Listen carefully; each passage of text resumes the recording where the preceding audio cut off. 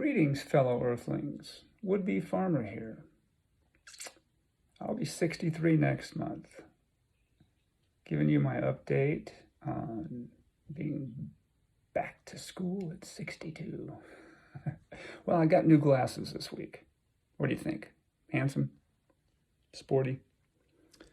Oh, and I got a haircut. I cut all the dreads off. Well, except for these dreads, but they're just gonna dread.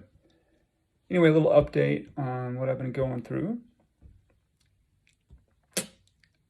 It's interesting to find out that with all the advancements in education, how so much more work can be done now online, that teachers can still be assholes.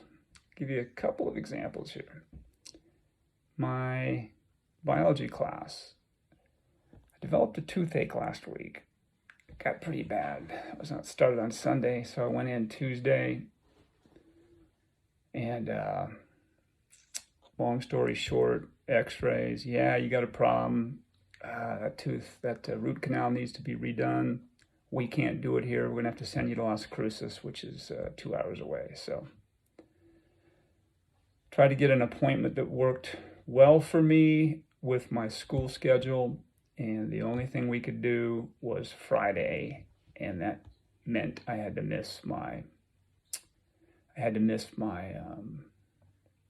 biology class. So I went to the professor and explained to her. She said, no problem, you've come up to me early, let me know, so you can come in on one of the days before class next week and take the quiz, because we're having a quiz on Friday. I said, okay, great, well, thank you, and boom. So I came back in a couple days later, and I said, what day would you like me to come in and take the quiz? And she said, you know, somebody else said they had a problem, couldn't be there, and I just can't. I'm not gonna let students redo the quiz.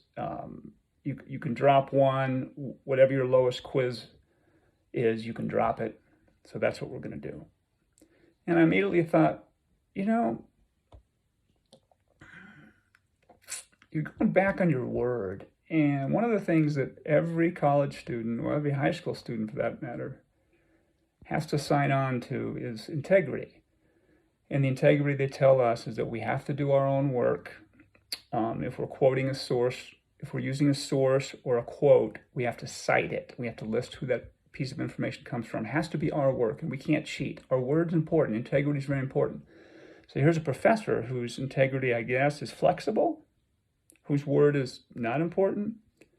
So that bothered me, especially because I had gone to her before and told her that I had a court date. I had to go to court. I was going to miss a class. So now here's 2 potential quizzes that I'm going to miss, and the quizzes are part of the grade. So I can't throw out 2 zeros. So one of them's going to be a 0 if she has a quiz on that day coming up. I hope she doesn't, but if she does, I've got a 0. 0 is rough.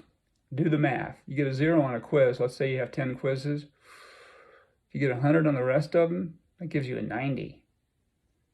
So it's hard to get an A if you got a 0 on one of the quizzes, at least for that portion of that percentage of the grade. So that's a problem. Not happy with that.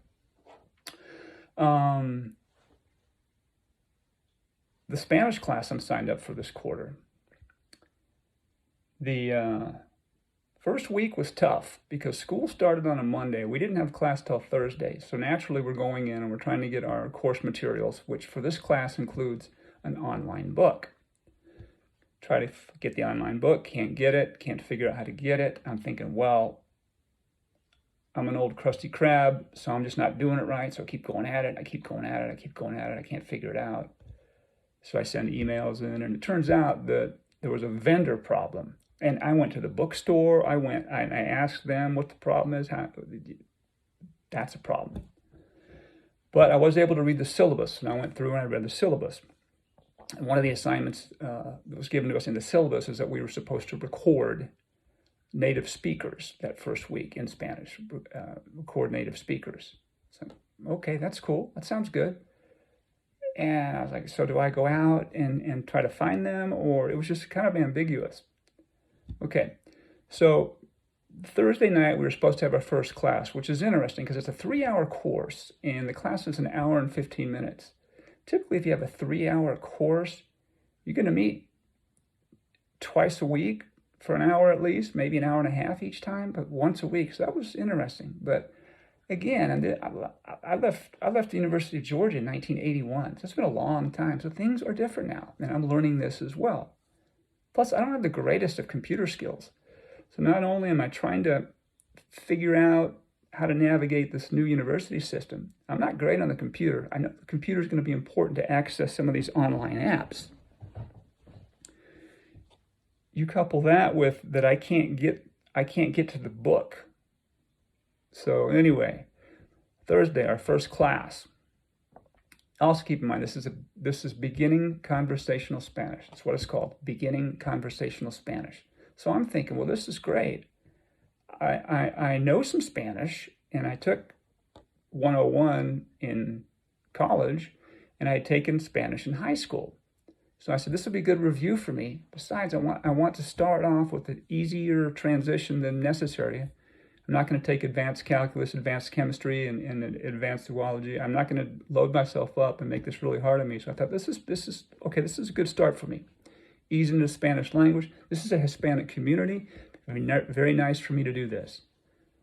Well, the first Thursday was we had a big snowstorm, so we couldn't go in and meet. So the professor sent us a link to do a Zoom call. So we did a Zoom call. Cool. The Zoom call was almost entirely about how we couldn't get a hold of the book, didn't know what assignments to do. We didn't know what we were doing. And that plus the confusion of this class was not beginning Espanol. It was not beginning conversational Spanish. Finally got the instructor, the professor, to admit that you probably need 2 or 3 semesters of Spanish to qualify for this. It's like, oh, so this is going to be some work. Plus all the assignments were messed up.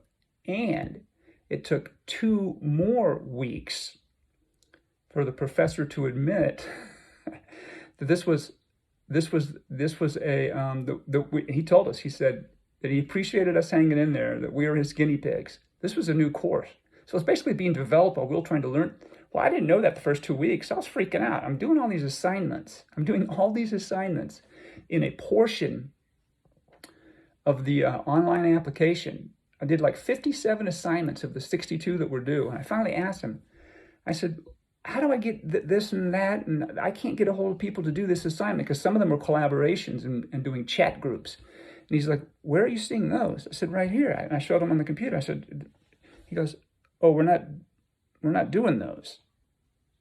So I was in the wrong area of this program doing these assignments.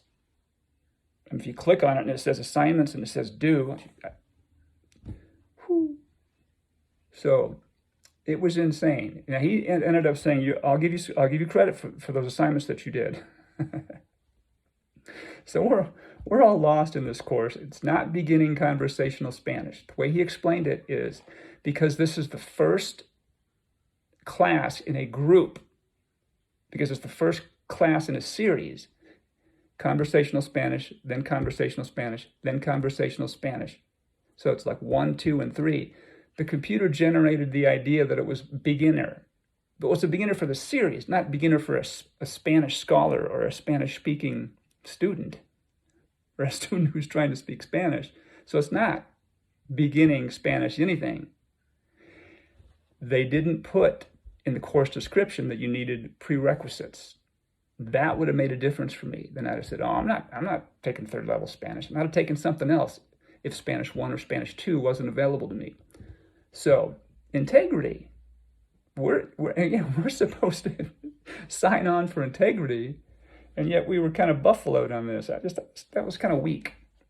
Oh, and also the syllabus, not only were the list of assignments not correct for what he wanted us to do, the syllabus asking us to interview native speakers, he didn't want us to do that aspect of the syllabus either. So it's like,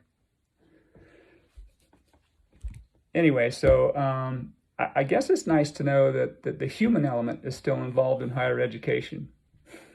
I'll leave it at there. This video is longer than I thought. I got to go. Bye.